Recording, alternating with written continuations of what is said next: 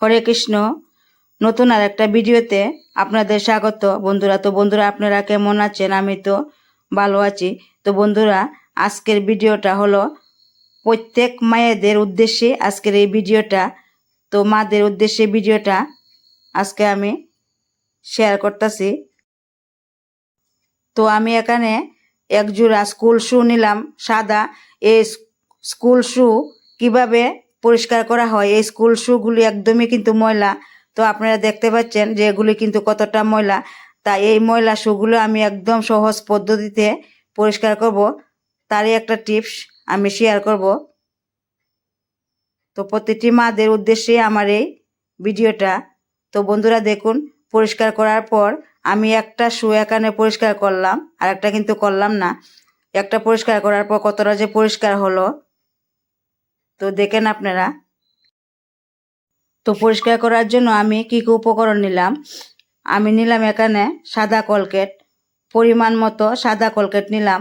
আর নিলাম vinegar, white vinegar.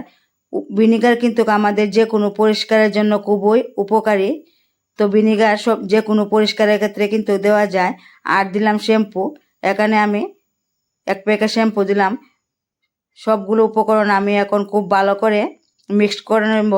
এখানে কিন্তু আমি কোনো জল ব্যবহার করছি না, জল ছাড়াই আমি এই উপকরণটা এইভাবে খুব ভালো করে। তো আমি কিন্তু এখানে দুটো শু পরিষ্কার করব না, একটা শু আগে পরিষ্কার করব।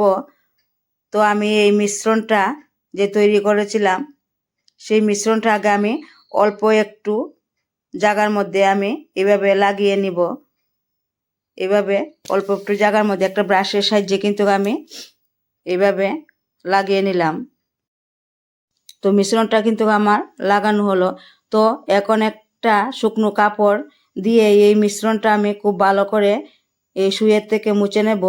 তো আমি এখানে একটা রুমাল ব্যবহার করছি, আপনারা চাইলে যে কোনো সুতির কাপড় এখানে নিতে পারেন। তো বন্ধুরা দেখেন যে এই যে কতটা পরিষ্কার হলো এই স্কুল শু।